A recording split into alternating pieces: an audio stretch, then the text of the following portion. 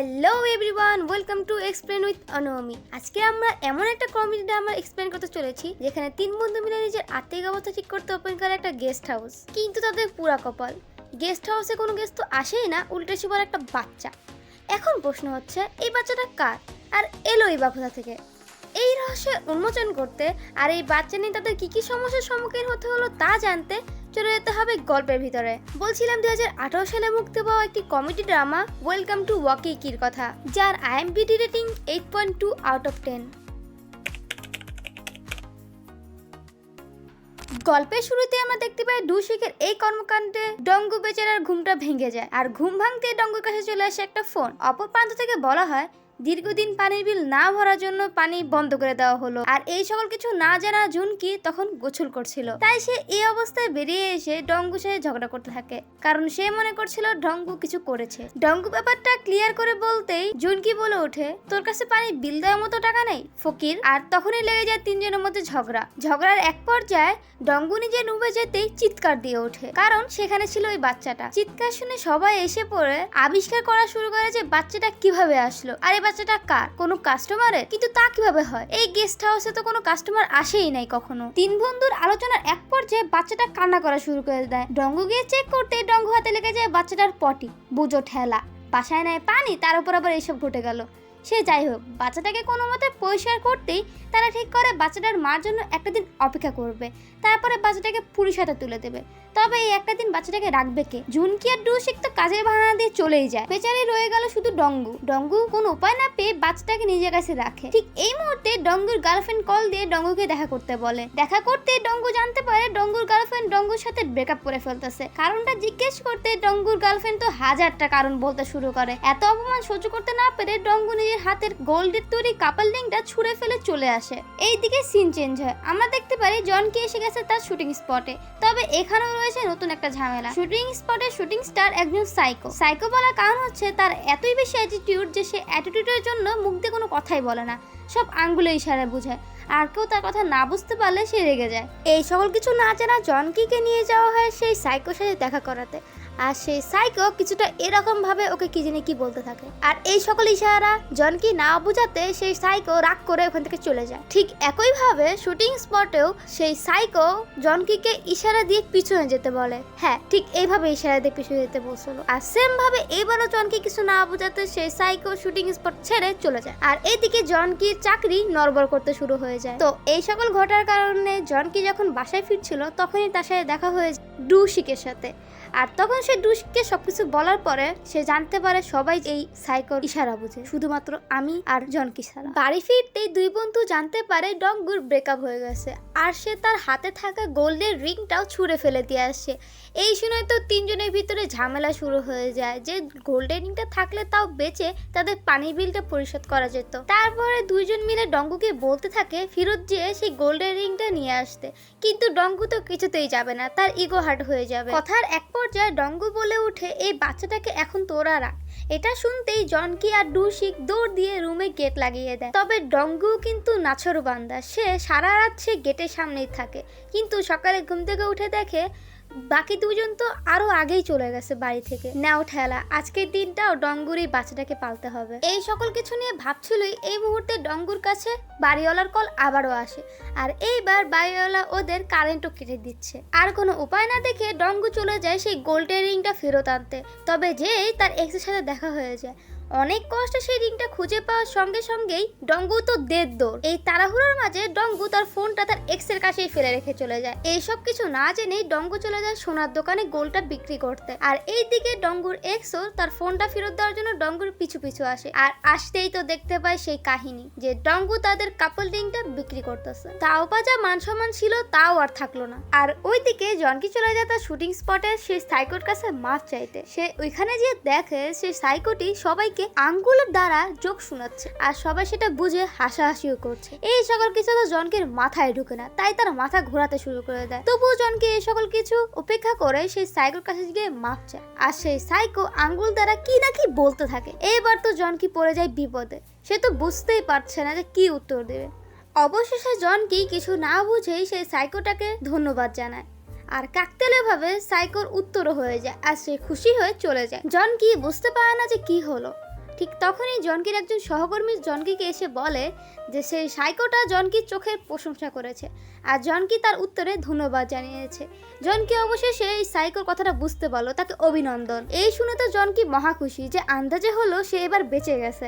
ঠিক একইভাবে শুটিং চলাকালীনও সেই সাইকো জনকিকে কি না কি জানি বলতে থাকে আর জনকি কিছু না বুঝে আবারও ধন্যবাদ বলে। আর এইবারও সেই সাইকো অনেক খুশি হয়ে যায়। আর তারপরে সেই সাইকোরা তার আঙ্গুলে ইশারা মাধ্যমে সবাইকে এইটা বুঝে যে সেই সাইকো সবাইকে একটা ট্রিট দিতে চলেছে। আর এটা শুনে জনকি এদিকে এইভাবে হাসাহাসি শুরু করে দেয়। কিন্তু সবকিছু ভালো হবে এটা কিভাবে সম্ভব? খাওয়া শেষ করে জনকি ওয়াশরুমে যেতেই সেখানে হাজির হয় সেই সাইকোটা। আর সেই সাইকোটা জনকিকে ইশারা দিয়ে বুঝাতে থাকে যে জনকির মুখে খাবার লেগে আছে। হ্যাঁ, এইভাবে বুঝাচ্ছিল গালের ভিতর গুতা দিয়ে। বেচারি জনকি তো এগুলো কিছুই বুঝতে পারে না। আর সে মনে করে বসে সেই সাইকোটা তার কাছে কিস চাচ্ছে আর সে ওইটা দিয়েও দেয়। রাতের বেলা বাড়ি ফিরতেই ডুশিক জানতে পারে যে তার দুই বন্ধু তো অনেক হতাশ। আর তাদের হতাশার কাহিনী শুনতে গিয়ে ডুশিক নিজেও হতাশ হয়ে যায়। তাই তারা ডিসাইড করে এই গেস্ট হাউস আর চালাবে না আর এই বাচ্চাটাকে পুলিশের হাতে তুলে দিয়ে আসবে।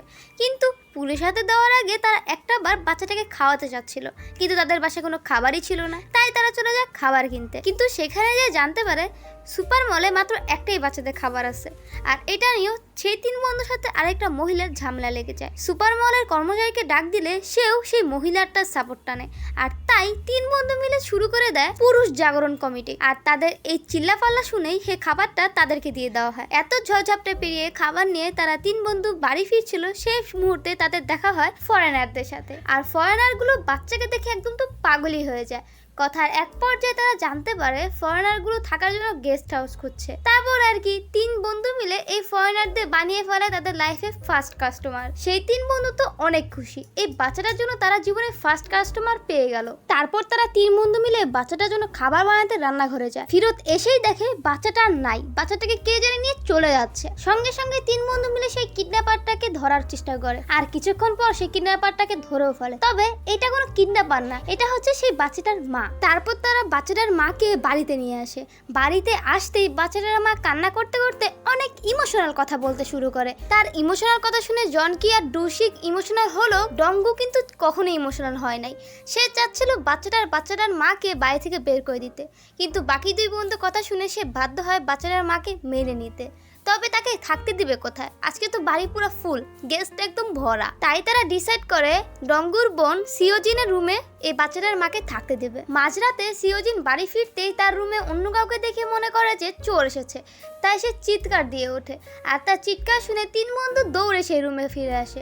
আর রুমে আসতেই তারা সম্পূর্ণ ব্যাপারটা বুঝতে পারে। আর তারা সিওজিনকেও সম্পূর্ণ কথাটা খুলে বলে। সিওজিন তো পুরাই অবাক যে এই গেস্ট হাউসে আজকে আবার সব রুম ফুল, এটা কিভাবে সম্ভব? সিওজিন তো কোনোভাবেই রাজি না তার রুম শেয়ার করতে, কিন্তু কোনো উপায় না পেয়ে শেষ মুহূর্তে সিওজিনকে রুম শেয়ার করতেই হয়। রুম শেয়ার করার কারণে সিওজিনের তো ঘুম তেমন একটা ভালো হয় না। তাই সে সকালে ঘুম থেকে উঠে বাচ্চাটার মাকে নিয়ে অনেক কথা বলতে থাকে। তবে সিওজিন জানতো না বাচ্চাটার মা পিছনে দাঁড়িয়ে দিলে সবই শুনতে পাচ্ছে। পিছে তাকিয়ে তো সিওজিন একদম অকওয়ার্ড সিচুয়েশনে পড়ে যায়। সিওজিনের কথা শুনে বাচ্চাটার মা তো তখনই চলে যেতে চাচ্ছিল, কিন্তু সবাই বলে যে তুমি খেয়ে যাও। তবে সম্মানের খাতিরে বাচ্চাটার মা বলে যে না আমার খিদা নেই, কিন্তু তার পেট তার সাথে নিমখরামি করে এমন একটা সাউন্ড বের করে ফেলে। তাই সে আর কিছু না পেরে খাবার খেতে বসে পড়ে। কিন্তু খেতে খেতেই তখন তার বাচ্চা কান্না করা শুরু করে। তাই বাচ্চাটার মা বাচ্চাটাকে সবার সামনে খাবার খাওয়ানো শুরু করে দেয়। এইটা দেখে তো সবাই লজ্জায় এদিক ওদিক দৌড়াদৌড়ি শুরু করে দেয়। কিন্তু পরবর্তীতে তারা জানতে পারে বাচ্চাটা খাবার খেতে পারছে না। তাই তারা একটা যন্ত্র কিনতে শপিং মলে চলে যায়। কিন্তু ওইখানে যেতে একজন ভদ্রমহিলা তাদেরকে জ্ঞানের উপর জ্ঞান দিতে থাকে। সেই মহিলা এতই জ্ঞান দিচ্ছিল যে তাদের মাথাতে একদম ঘুরানো শুরু হয়ে গেছে। তারপরে তারা কোনো মতে যন্ত্রটা কিনে বের হতেই দেখে জনগুর এক্স তাদের সামনে দিয়ে চলে যাচ্ছে। এই দেখে জনকি পাশে তাকাতেই দেখে জনগু তার পাশে নাই, সে লুকিয়ে গেছে। তারপরে জনকি অনেক বুঝিয়ে ডঙ্গুকে সাহস জুগিয়ে পাঠায় দেয় তার এক্সের কাছে মাপ চাওয়ার জন্য। ডঙ্গু অনেক সাহস নিয়ে চলে যায় তার এক্সের কাছে মাপ চাইতে। তবে সেইখানে যে ঘটে আরেক বিপদ। ঠিক যখনই ডঙ্গু তার এক্সের কাছে মাপ চাইবে তখনই এক্সের প্রেজেন্ট বিএফ তার কাছে চলে আসে। আর এই দেখে ডঙ্গু লজ্জায় সাথে সাথে মাটিতে শুয়ে পড়ে। কিন্তু ডঙ্গুর এক্সের বিএফ তো মনে করে যে ডঙ্গু ডঙ্গু অজ্ঞান হয়ে গেছে। তাই সে সঙ্গে সঙ্গে ডঙ্গুকে উঠানোর চেষ্টা করতে থাকে, কিন্তু ডঙ্গু তো কোনোভাবেই উঠতে চাচ্ছিল না। তারপরে না পেরে সে ছেলেটি অ্যাম্বুলেন্সে কল করে। অ্যাম্বুলেন্স থেকে লোক এসে জঙ্গুকে এত টানাটানি করে, তারপরও জঙ্গু একদমই উঠে না। পরবর্তীতে না পেরে জঙ্গু দেয় দৌড়, কিন্তু তার কপাল এতটাই খারাপ যে দৌড়াতে দৌড়াতে শেষ মুহূর্তে সে আবারও একই জায়গায় এসে থামে। সবাই তাকে ডাকাডাকি করলে সে বুঝতে পারে সে আবার একই জায়গায় আছে, তাই সে আবার দৌড়াতে গিয়ে 2 বার পড়ে যায়। কপাল ভালো যে জঙ্গুর এক্স জঙ্গুকে দেখতে পায়নি, কারণ সে যে পরিমাণ অপমান করছিল ব্রেকআপের সময়, আর এবার যদি দেখতো তাহলে জঙ্গুর মান সম্মান তো একদম ধুলোয় মিশে যেত। ডঙ্গু মনে করেছিল বাড়িতে হয়তো বা বাচ্চা এবং বাচ্চা মা চলে গিয়েছে এতক্ষণে, কিন্তু সে বাড়ি ফিরতেই দেখতে পায় যে বাচ্চা এবং বাচ্চা মা তো এখনো বাড়িতে আছে। তাই সে দৌড়ে যায় তাদেরকে বাড়ি থেকে বের করে দেওয়ার জন্য। ঠিক তখনই সিওজিন, জুনকি এবং ডুশিক দৌড়ে তাকে আটকানোর চেষ্টা করে, আর তার 3 জন মিলে ওখানে লাফালাফি শুরু করে দেয়। আর এই মুহূর্তটা বাচ্চা মা দাঁড়িয়ে দাঁড়িয়ে দূর থেকে দেখছিল, আর সে বুঝতে পারছিল না যে এখানে হচ্ছেটা কি। আর এরকমই কনফিউশন এবং হাসি মজার মাধ্যমে এই এপিসোডটা এখানে শেষ হয়ে যায়। আর নেক্সট এপিসোড দেখতে আমাদের চ্যানেলটাকে সাবস্ক্রাইব করেন, ভিডিও ভালো লাগলে একটা লাইক করে দিবেন, আর নিজের মতামতটা কমেন্ট বক্সে জানাতে ভুলবেন না। তো আজকের মতো ভিডিওটা এখানে শেষ করছি। আল্লাহ হাফেজ।